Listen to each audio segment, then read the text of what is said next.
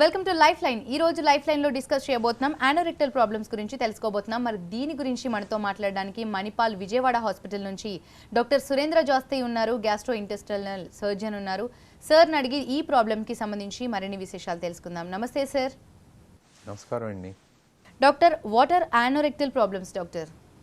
Anorectal problems అంటే మెయిన్గా మూడు. Number 1 fissure, number 2 piles, number 3 fistula. ఇవి మనకి కామన్గా చూసే యానోరెక్టల్ ప్రాబ్లమ్స్లో 90-95% ఆఫ్ పాపులేషన్కి ఉండే కామన్ ప్రాబ్లం ఇవి. అవి కాకుండా రిమైనింగ్ 5% వేరే చిన్న చిన్నవి రావచ్చు. బట్ ఇవాళ మనం ఈ మూడింటి గురించే ఫోకస్ చేద్దాం, పైల్స్, ఫిషర్, ఫిష్లా.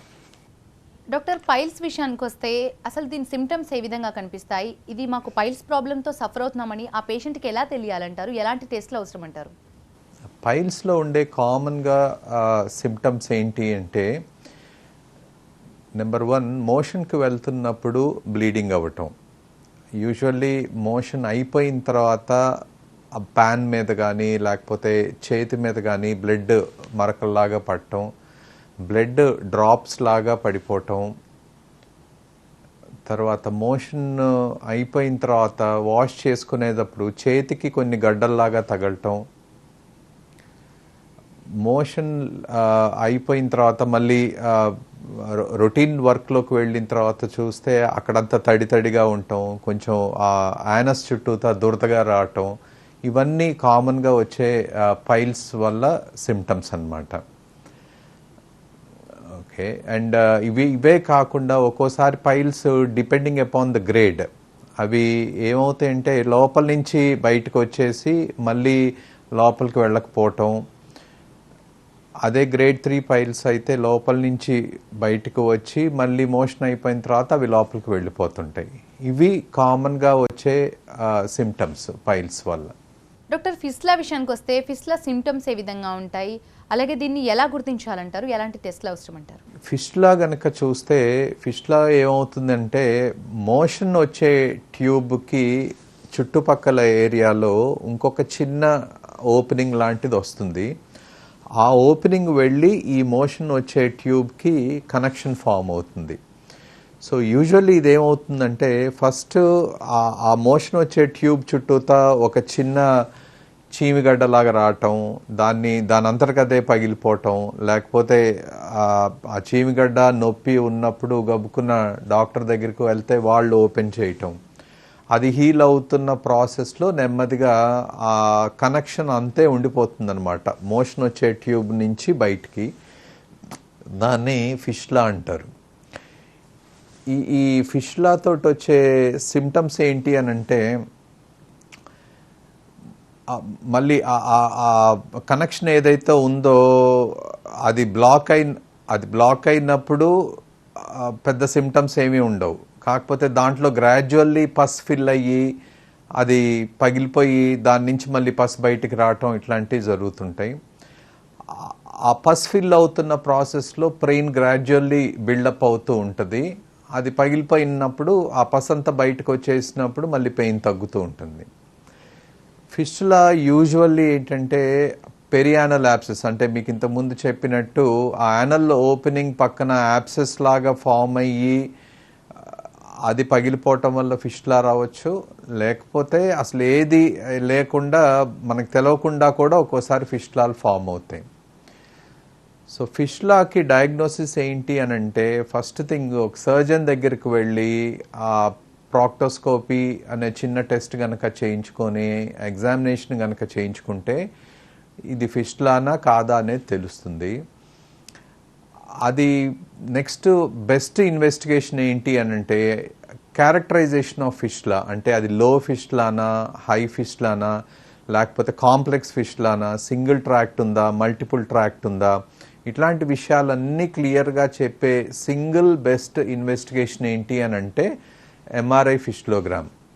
ఎంఆర్ఐ ఫిస్టులోగ్రామ్ కనుక చేయించుకుంటే మనకి సర్జికల్ ట్రీట్మెంట్ గురించి క్లారిటీ వస్తుంది.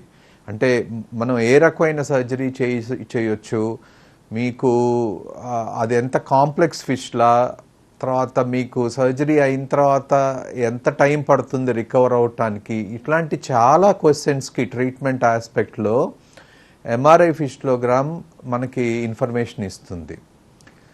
తర్వాత నెక్స్ట్ ట్రీట్మెంట్ ఆస్పెక్ట్ కనుక వస్తే ఫిస్టులా ఈ నానోకి అగైన్ ఎంఆర్ఐని బట్టి అది సింపుల్ ఫిస్టులానా, కాంప్లెక్స్ ఫిస్టులానా, హై ఫిస్టులానా, లో ఫిస్టులానా, ఆ మజిల్స్ ద్వారా వస్తుందా, మజిల్స్ పక్క నుంచి వస్తుందా, మోషన్ వచ్చే ట్యూబ్ ఏదైతే ఉందో ఆ కంట్రోల్ వచ్చే మజిల్స్కి ఎంత దగ్గరగా ఉంది, ఇలాంటి డీటెయిల్స్ అన్నీ ఎంఆర్ఐ ఫిస్టులోగ్రామ్లో తెలుస్తాయి.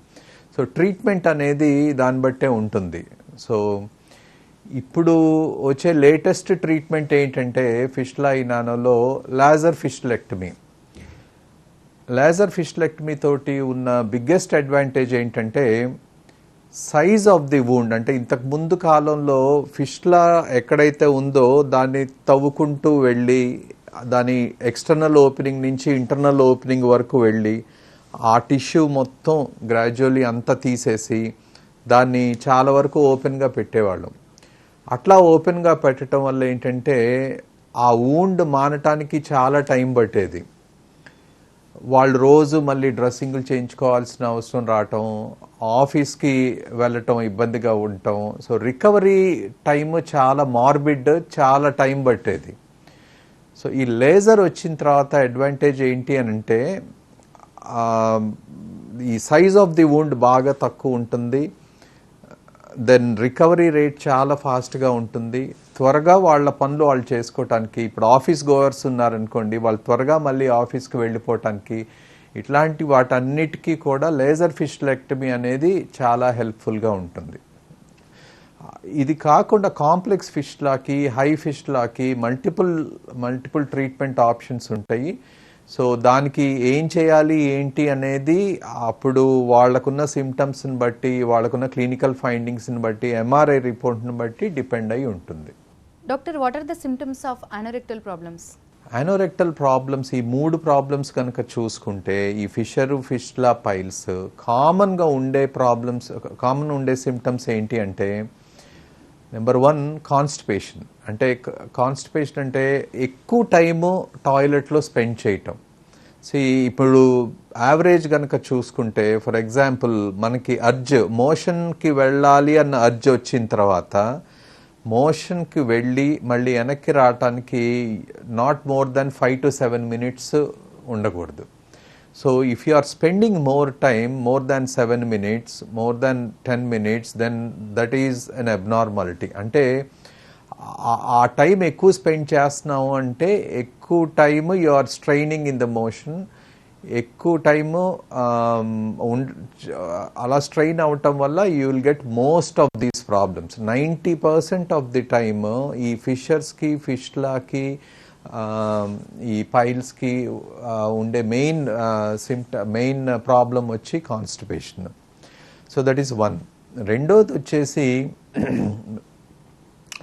మోషన్కి వెళ్ళిన తర్వాత బ్లీడింగ్ కానీ, మోషన్తో పాటు బ్లీడింగ్ కానీ, మోషన్ పూర్తిగా అయిపోయిన తర్వాత చేతికి కానీ లేకపోతే టిష్యూ పేపర్కి కానీ బ్లడ్ స్ట్రెయిన్స్ ఉండటం, ఇది second symptom.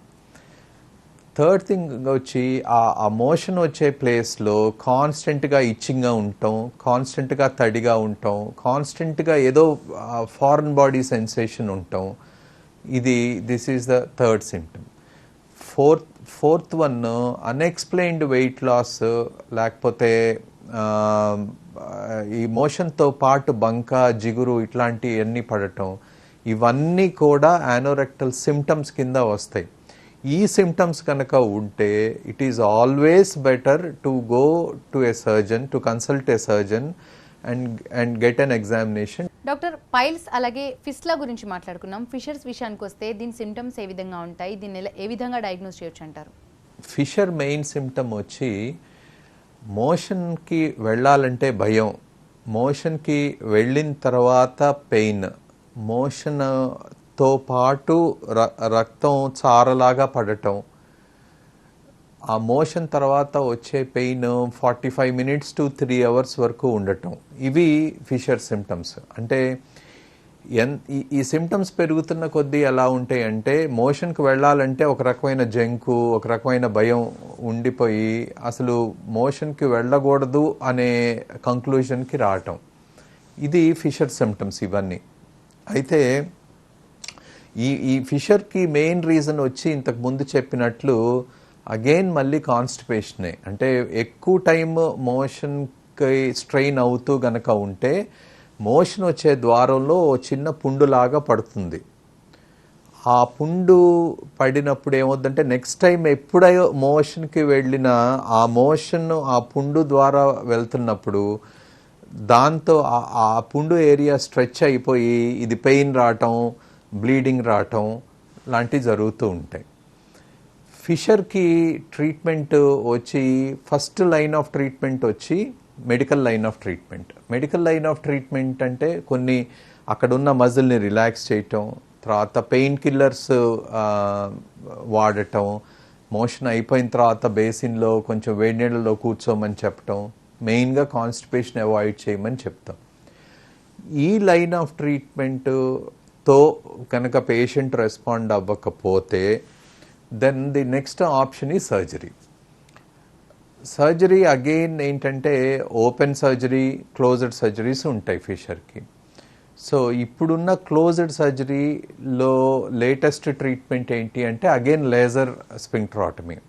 Laser sphincterotomy can be open కూడా చేయొచ్చు. కానీ లేజర్ స్ఫింక్టరాటమీతో ఉన్న అడ్వాంటేజ్ ఏంటి అంటే లేజర్స్తో ఒకటి ఏంటంటే పుండు బాగా చిన్నగా ఉంటుంది, సర్జరీ తర్వాత పెయిన్ చాలా తక్కువ ఉంటుంది.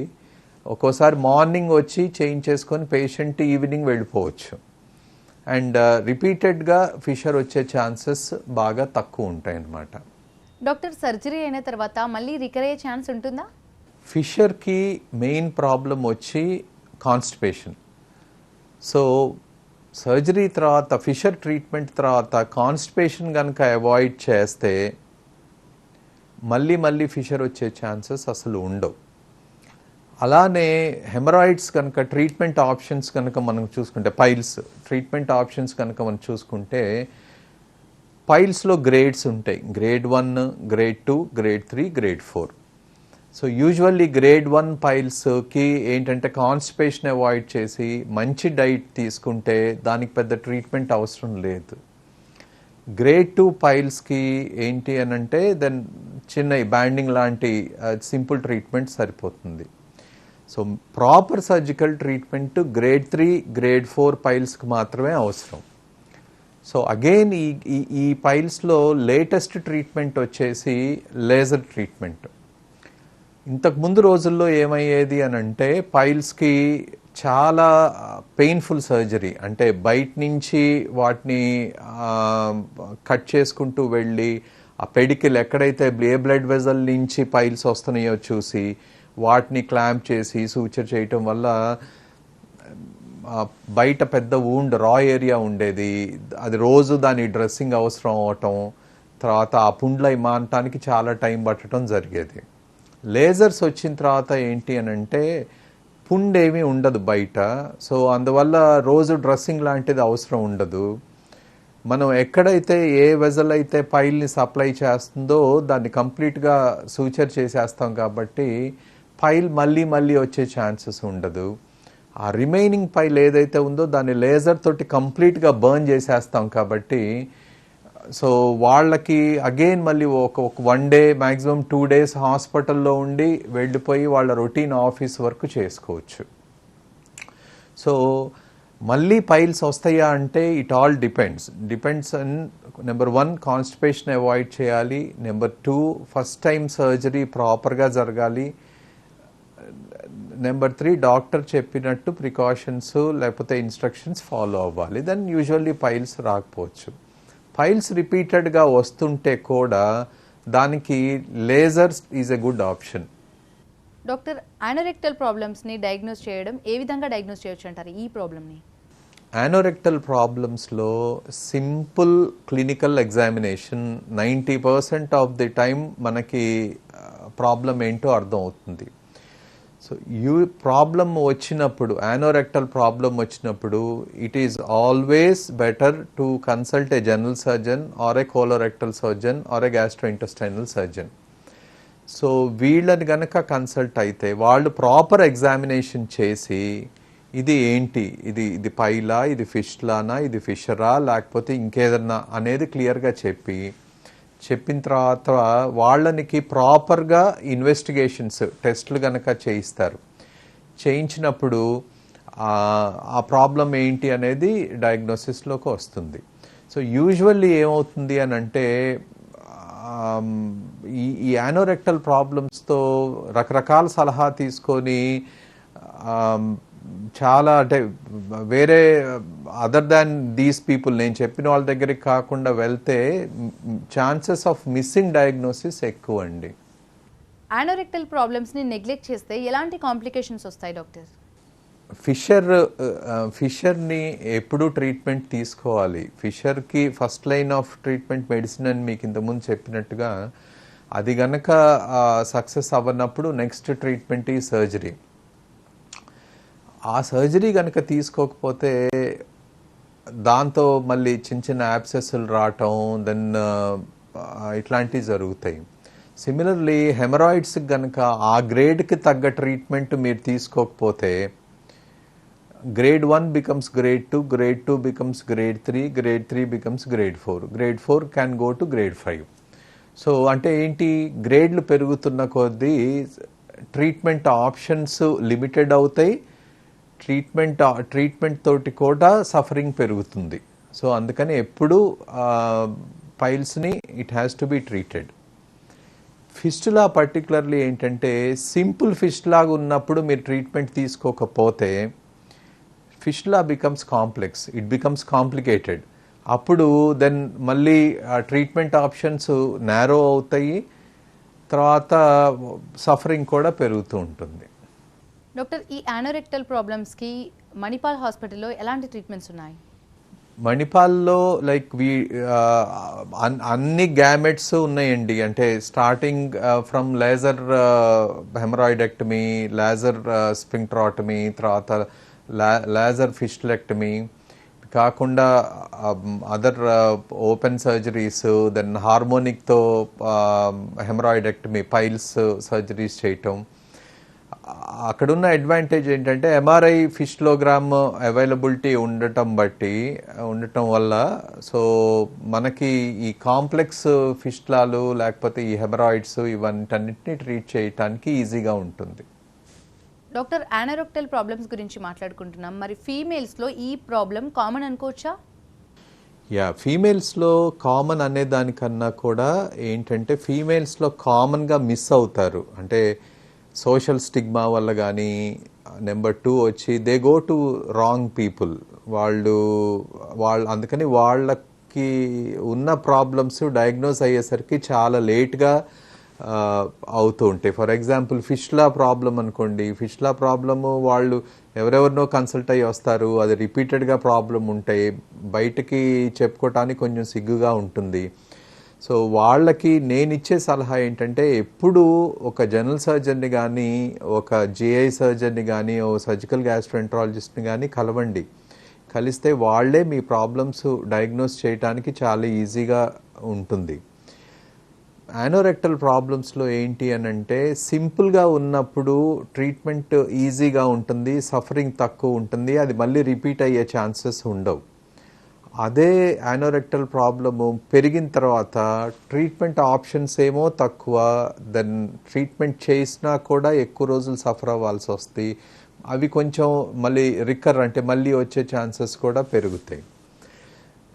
నెక్స్ట్ ఫీమేల్స్లో కొంచెం యానోరెక్టల్ ప్రాబ్లమ్స్ కామన్గా వస్తాయి. దానికి రీజన్ ఏంటి అని అంటే చైల్డ్ బర్త్ తర్వాత అక్కడున్న పెరినియల్ మజిల్స్ కానీ ఇంకేదన్నా రిలాక్స్ అవ్వటం, లేకపోతే ఎపిషాటమీ వూండ్స్ వల్ల కానీ, లేకపోతే చైల్డ్ బర్త్ తర్వాత కాన్స్టిపేషన్ అనేది కామన్ వాళ్ళకి. సో వీటన్నిటి వల్ల ఫీమేల్స్లో యానోరెక్టల్ ప్రాబ్లమ్స్ చాలా common. So if they go to a right person then diagnosis will be very easy.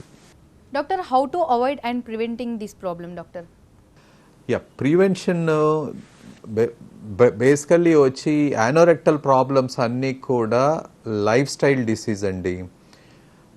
అంటే మనం తీసుకునే ఆహారం, మనం చేసే ఎక్సర్సైజ్, తర్వాత మనం ఉండే సైజు, ఈ మూడింటిని బట్టి ఆధారపడి ఉంటుంది. ఫ్యాటీ ఫుడ్, తర్వాత అవుట్ సైడ్ ఫుడ్, ఎక్కువ నాన్ వెజిటేరియన్ తీసుకోవటం, ఫైబర్ తక్కువ తినటం, ప్రోటీన్స్ తక్కువ తినటం, కార్బోహైడ్రేట్స్ ఎక్కువగా తీసుకోవటం, ఎక్సర్సైజ్ లేకపోవటం, రిపీటెడ్గా బయట ఫుడ్, తర్వాత సాఫ్ట్ డ్రింక్స్ లాంటివి ఎక్కువ తీసుకోవటం, ఇన్సఫిషియెంట్ వాటర్ అంటే సరిపడా మంచినీళ్ళు తాగనప్పుడు, హైడ్రేషన్ లేనప్పుడు ఇన్వేరియబుల్లీ కాన్స్టిపేషన్ వస్తుంది. కాన్స్టిపేషన్ స్టార్ట్ అయిన తర్వాత నెమ్మదిగా ఇవన్నీ మొదలవుతాయి. ఫిష్లానో లేకపోతే ఏదో ఒకటి క్రానిక్ కాన్స్టిపేషన్తో వీటితో ఇబ్బందులు వస్తూ ఉంటాయి మీకు. So first thing lifestyle మోడిఫికేషన్లో చేసుకోవాల్సింది ఏంటంటే proper diet, proper exercise, proper సైజులో ఉండటం మనం. So the 3 things are important. Then ఇవన్నీ కూడా స్ట్రెస్కి రిలేటెడ్ కాబట్టి స్ట్రెస్ లెవెల్స్ని ఎప్పుడు జాగ్రత్తగా మేనేజ్ చేసుకోవాలి. That is third thing. Fourth thing ఏంటంటే ఎనీ ఆఫ్ దీస్ సిమ్టమ్స్ కనిపించినప్పుడు ఇమీడియట్లీ వెళ్ళి ఒక సర్జన్ని గనక చూపించుకుంటే, డయాగ్నోసిస్ తొందరగా గనక అయితే ట్రీట్మెంట్ ఆప్షన్స్ మల్టిపుల్ ఉంటాయి, ఈజీగా ఉంటాయి. That is fourth one. Fifth one, ఎప్పుడు కూడా go to A qualified person who has experience in treating colorectal problems. That is very very important. Sixth one వచ్చి ఎప్పుడు ట్రీట్మెంట్ ఆప్షన్స్ చెప్పంగానే డెసిషన్స్ తీసేసుకొని చేయించేసుకోవటం మంచిది. దాన్ని డిలే చేయటం, ఇది టెంపరీ కదా, ఇది ఇబ్బంది పెట్టింది, తగ్గిపోతుందిలే అని అనుకోవద్దు. కోలోరెక్టల్ ప్రాబ్లమ్స్ ఒక్కసారి కనుక ప్రాబ్లమ్ స్టార్ట్ అయితే రిపీటెడ్గా మళ్ళీ వచ్చే ఛాన్సెస్ ఉంటాయి. Right, thank you doctor. ఇది వాళ్ళ లైఫ్ లైన్. చూస్తూనే ఉండండి TV9.